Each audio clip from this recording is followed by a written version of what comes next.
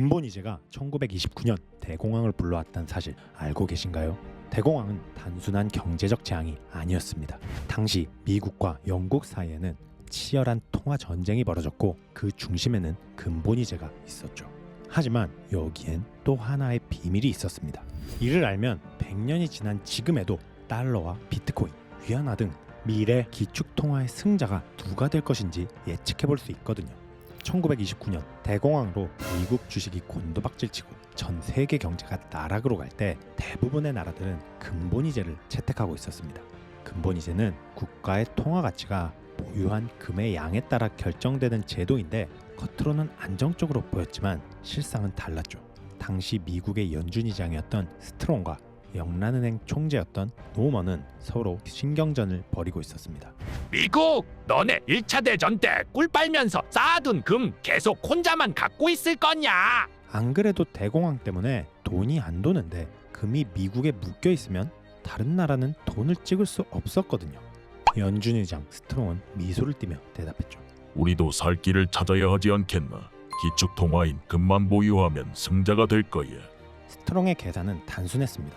미국이 금을 계속 사들임으로써 근본이제 하에서 달러의 가치를 높이고 당시의 세계 1장이었던 영국으로부터 기축통화 권력을 가져올 계획이었습니다. 돈을 찍을 수 없으니 내수도 망하고 대공황 때문에 수출도 안 되니 도저히 안 되겠네.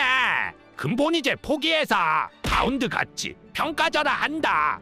이 조치로 파운드화의 가치는 며칠 만에 25% 하락했고 이는 영국이 수출을 늘리고 경제를 회복하려는 시도였죠. 그런데 대공황이 깊어지면서 미국과 영국 사이의 통화 전쟁은 더 심각해졌습니다. 두 나라는 서로 금을 모으고 통화를 평가절하하며 서로 우위를 차지하려고 했습니다. 하지만 이 과정에서 전 세계 경제가 더욱 혼란스러워졌죠. 서로가 무역 장벽을 치니 돈이 안 돌았던 겁니다. 결국 근본이제는 더 이상 경제를 안정시키는 역할을 하지 못하게 되었습니다. 특히 미국에서는 대량의 은행 파산과 실업률 급증으로 인해 경제가 붕괴 직전까지 갔는데요.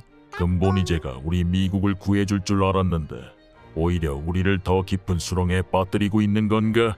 결국 영국이 근본이제를 포기한 지 2년 뒤인 1933년 미국의 프랭클린 루즈벨트 대통령도 근본이제를 폐지했고 달러화를 평가절하했죠.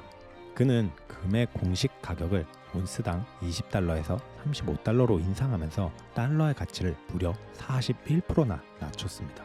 우리로 치면 수출을 하겠다고 1,300원대였던 환율을 1,800원으로 급등시킨 겁니다. 이를 통해 미국은 수출로 경제 회복을 도모했고 대공황에서 벗어나려 했죠. 하지만 다른 나라 경제를 박살내고 자신의 물건만 팔려고 하니 이게 잘 되겠습니까? 결국 안 되니 훗날 제2차 세계대전 경제 특수로 돌파구를 찾은 거고, 그렇게 제2차 세계대전이 끝날 무렵까지 세계 각국의 근본이제 시대는 막을 내리게 됐고, 이후 전쟁이 없던 미국 본토만이 군수물자를 팔아먹으며 전 세계의 금을 다 끌어모아 세계 원탑 국가로 성장했죠. 그렇게 히틀러를 물리치고 다시 미국 중심의 근본이제 브레튼 우즈 체제를 연 겁니다. 역사는 말하고 있습니다. 돈의 가치는 금괴가 아닌 국가의 힘에서 나온다는 것.